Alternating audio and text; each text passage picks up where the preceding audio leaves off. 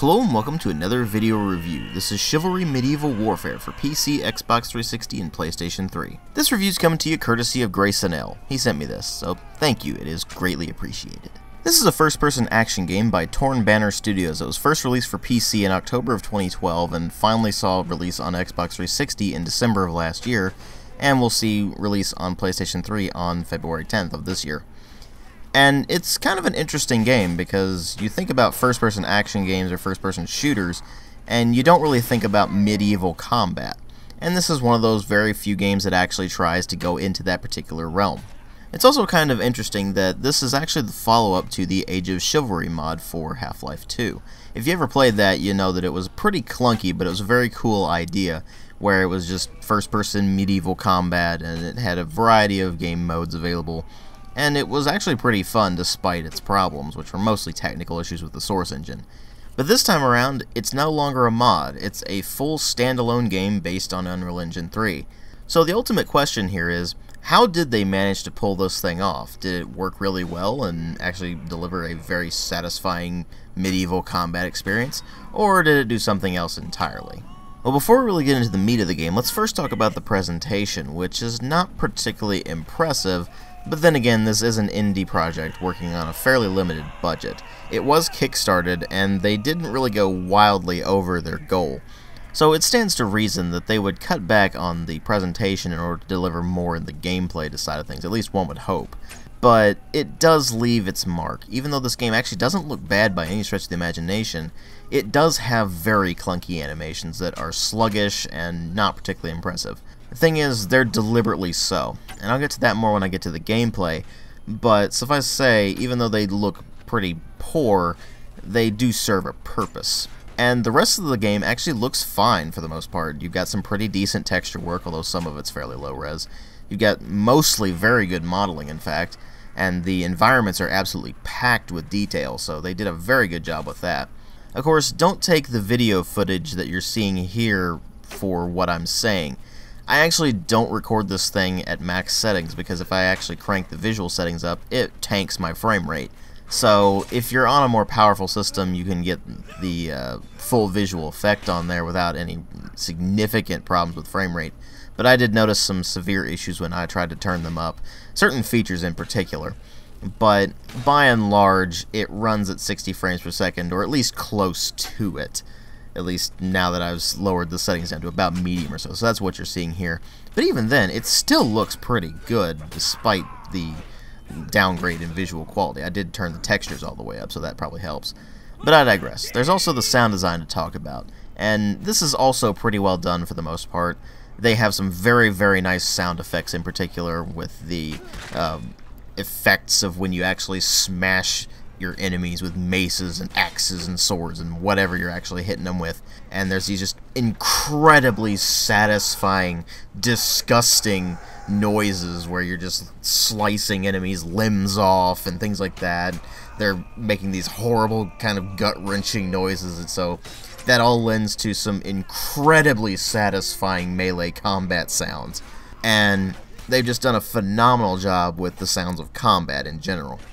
That said, the voice acting is incredibly cheesy, and it's kind of meant to be. They didn't really take it all that seriously, so you have these kind of over-the-top voice actors going at it, and it ends up lending some charm to the game for where it's just not meant to be taken all that seriously. And then there's the music, which is a pretty solid orchestral score, and it works for the game rather well. It has this kind of fantasy vibe to it that, while the setting isn't particularly fantastical, it's very grounded, it still lends this nice medieval fantasy vibe to the game that works very well overall. But obviously what really matter here are the story and the gameplay, although there's barely any story to this thing whatsoever other than backstory. And that's basically that the Mason Order has defected from the nation of Agatha, and so the Agathian Knights are having to fight the Mason Order for control of the region, protect their king, that sort of thing. While the Mason Order is basically trying to overthrow them, and they're kinda horrible. Although the Agathian Knights aren't particularly great either. But that's beside the point. There's not really much in the way of plot here. It's really a multiplayer game through and through. And so what really matters is the gameplay. And this is where things get pretty interesting. You do have a variety of modes available. Namely, of course, free-for-all, team deathmatch, capture the flag, that sort of thing is pretty straightforward. But you also have the objective mode, where you have various objectives depending on which side you're playing. Usually one side is defense and the other side is trying to complete various objectives to generate an offense of some sort. For example, they might have to bring a battering ram up to a castle gate in order to knock it down, or they might have to slaughter all the filthy peasants and then move on to crash through the castle and so on and so forth. And obviously the defenders are trying to stop them from doing this, and they're trying to basically wait for the timer to run out. Whenever the objectives get completed, the timer changes, and so it basically resets whenever the objective is completed, giving the offense more time to actually do what they need to do in order to win, and giving the defense a much harder time. And oddly enough, this creates a dynamic in which the defense usually has a much harder time than the offense does, which is really weird considering that in most games where a mode like this would be present, the defense would have an advantage. Well, they don't really have a huge advantage here.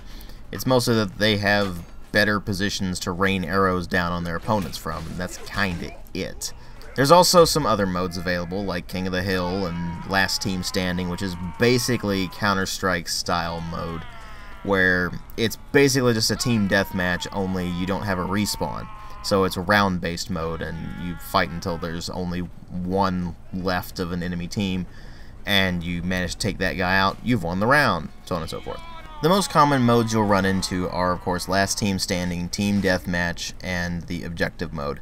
And there's a fair variety of maps to run these game modes on, although you will find that there's not a huge number of maps in this thing. There are enough to have some variation to where you don't really get bored with it very quickly.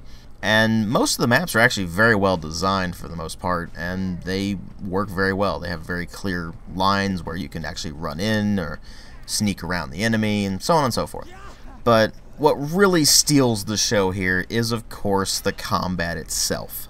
You see, the combat in this thing is mostly melee. You have 3 different classes that are centered around melee, and then one that is centered around ranged combat. The one that's around ranged combat is, of course, the archer, which uses bows and crossbows and that sort of thing, as well as having backup weapons like daggers or short swords or things like that. They're not the only class with ranged weapons. The others have access to things like oil pots that will catch on fire when they're thrown, or maybe some hatchets or throwing knives or things like that, but those don't really stack up to bows or crossbows or throwing spears. They just don't. So you have to pay a lot of attention to these archers, although they are actually the hardest class in the game to play. The other 3 classes are centered around melee. You have your knight, which is the slow, extremely heavily armored fighter with the most powerful weapons in melee anyway, but they're very sluggish. They're actually kind of hard to control, and you have to be very aware of what's going on around you, because even though they are very well armored and they do have extremely good shields and things like that, it's fairly easy to get around that and get into some weak spots, which is basically behind them or to the side of them, where you can get around their shield or their defenses and just kind of wail at them for a while. Obviously, the more powerful melee weapons are going to be better against them, and crossbows are just devastating against them. Then again, crossbows are devastating against pretty much everybody in this game, but that's beside the point. The knight is basically your tank class, where they just charge in to absorb hits and hold off the enemy until the other classes can get in there and really start wreaking some havoc. The other 2 classes are the man-at-arms, which is a fairly lightly armored melee fighter that is more centered around being light on his feet, dodging, getting around the enemy and striking at them before they can really react, that sort of thing. And they center mostly around sword and shield style combat, maybe some hand axe or something like that. But they also have access to things like the jars that contain oil that will catch on fire, so they can be pretty handy for blocking off an area, and obviously their shields do help with that as well. They're not quite as good with the shields as the knight class is, but they are the only other class to really have a really good shield. And then there's the Vanguard, which centers around two-handed weapons, whether it's a greatsword or a polearm of some sort, whether it's a spear kind of weapon or something like the bardiche. And so they actually are kind of the middle of the road in terms of armor and speed and such like that, where the knights are the slowest but the most well armored. The man-at-arms is basically the fastest but one of the weakest armored, the archer just kind of being a class all of his own, whereas the vanguard has medium of both, but they arguably have the best attack out of all of the classes, where if they're sprinting, then they actually eventually get into a position where they can do a charge strike, where they basically just lunge at the opponent and do a very wild swing with a sword, or just lunge with the spear or whatever, and do a very, very large amount of damage when they hit, if they manage to hit them anyway. And so you'll find that these guys are there to dish out the pain, and they can take a few hits, but unfortunately their weapons tend to be fairly slow, so what ends up happening is that if they don't manage to do a huge amount of damage with their first strike or their first couple of strikes, they're actually very vulnerable. So you actually have quite a lot of class interplay where no class is particularly overpowered compared to the others. They have their own uses and they have quite a bit of skill involved. And this is mostly due to how they set up the melee system. You have three different basic attacks. You have your horizontal strike, your vertical chop, and then your thrust. And these are done by pressing the left mouse button for the horizontal, scrolling the mouse wheel up for thrusting, or scrolling it down for doing the downward chop. The downward chop does the most damage, but it's actually kind of hard to hit with because you need to have a very narrow field where you can actually swing it. The thrust is the most accurate and the fastest attack that you've got, but it does the least damage. And then the horizontal is pretty wild and very easy to see and block, but it does have a wide arc that will actually be able to hit opponents. So if you're surrounded or something, that's when you're probably going to want to use it, or if you're coming in from the side or something like that. And you can actually chain together moves as well, where you can do say a horizontal strike followed by a downward chop or something like that, and they will chain together and be a bit faster than just doing individual strikes. All of these use stamina. And when your stamina runs out, you can no longer do the combo maneuvers, nor can you actually reliably parry. You see, if you don't have a shield in this game, you can't block. You parry. So you have to time your defense right when they're about to hit you. So then that will block the attack, you won't take any damage, and if you manage to successfully parry, then you actually don't lose any stamina. Whereas if you're using a shield and you block, you do lose stamina every time they hit your shield. So that's something to keep in mind. It's actually kind of a cool way they've set this thing up and basically made each class have a good fighting chance at defeating any of the other classes. And obviously, if you're playing the man-at-arms, that dodging ability comes in real handy because you're not particularly well armored, and even though it does drain some stamina when you do dodge, it can be invaluable. If you know how to use it, good things will happen. And there's a lot of depth to this combat system, even though it sounds kind of simple. When you actually get into the meat of the game and you actually play it for yourself, you find that there's a lot of skill involved. You do have to practice quite a lot to be good at this game. And I'm nowhere near good at this game. I haven't had enough time to really practice at it. But it's still fun. The melee system is just incredibly satisfying, where not only are you just having this very skill-based combat system, but like I said in the presentation department, it's just incredibly visceral. You're slicing limbs off. You're smashing guys' heads in with maces where their heads will just kind of turn into giblets. You're slicing their legs off and they're just kind of hopping around while they bleed everywhere. It's absolutely gruesome and just incredibly satisfying as a result. That visual and audio feedback you have from when you're just eviscerating your opponents just makes the combat so much more engaging. And even if you're not doing all that well, it's still fun to play. Now, of course, that's not to say that the game doesn't have problems. It certainly does. Namely in the whole unlock system, where they introduced Steam Workshop fairly recently, and all of the cosmetic stuff is basically locked behind a paywall now, with regards to DLC and Steam Workshop and stuff like that. None of the actual game content is, so if you're just using swords or whatever, you unlock all of that just by playing the game. But if you want, say, a different skin for your longsword or for your knight or whatever, then that's where the payment comes in. So they've handled microtransactions in the game pretty well, in that it's only cosmetic items. And even without the stuff you pay for, there's still a fair amount of customization available, where you can change how your tabards look, and so there's different patterns, different colors. You can do it based on team, and then you can even have different colors and patterns and such based on what team you're in. So, for example, the Agathian Knights have a very specific color scheme that you're allowed to work with, but if you go into just free-for-all mode, well, you can tailor it to how you really want to look, regardless of what color schemes there might be available. And so there's still customization there, and there's still a selection of equipment available to you. You have a variety of weapons that you unlock based on your classes, and depending on what you're using, different classes have certain weapons that apply to other classes as well, and those will actually unlock regardless of which class you're using. So, for example, if you want to use the broadsword as the knight, well, the man-at-arms also uses that category of weapons. So if you manage to unlock all of the weapons in that category while playing the knight, they're all accessible to the man-at-arms. So that's a pretty nice way of handling that.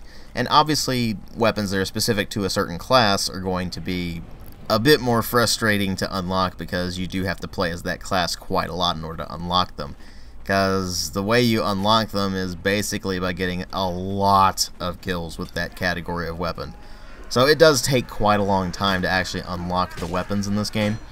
And once you finally get up to rank 25, you finally get access to the ceremonial helms for each of the classes. But that's an entirely cosmetic thing. So really, it just depends on what you want to use in the game as to what you're going to unlock. If you really favor, say, spears, and you use them a lot, you're going to unlock all of the weapons in that class faster than, say, if you don't use bows all that much. And so it does give you some incentive to try different things in order to see, well, do I prefer this kind of bow which does a bit more damage but it's slower, or do I prefer this bow which is faster but does less damage, and things like that. It's a fairly straightforward system, everything's spelled out pretty well, and there's nothing that's particularly overpowered in this game. The closest thing to that is the flail, but even then, that's actually fairly difficult to use. You see, all of the weapons in this game have this tracing on them, where it goes the entire length of the weapon. And this is where the melee system actually manages to work really well. So when you're swinging them and you're actually seeing the arc go, the server is actually registering that entire arc in the exact manner that you managed to swing it in.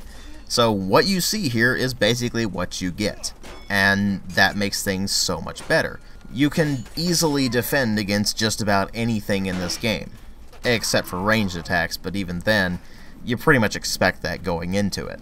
So what you're left with here is a system that's surprisingly fair, even though there are unlocks in it. It's mostly centered around skill-based combat, and so if you're good at the game, it doesn't really matter what you're using, you're going to do well, whereas people who aren't so good at the game are just not going to do all that well, regardless of what they're using. They could be using the highest tier unlocks, so to speak, where it just took you the most amount of kills to unlock them, and still do terrible. So it just depends, and you really do get to tailor the game to how you really like to play it, based on these various classes and what weapon loadouts you would like to use and things like that. So ultimately, Chivalry ends up being a pretty excellent game, despite its problems. It certainly has some issues that are kind of annoying sometimes, but by and large, it's just incredibly fun and satisfying to play, and I certainly hope to see much more like it. I give it a 4 out of 5. Thanks for watching.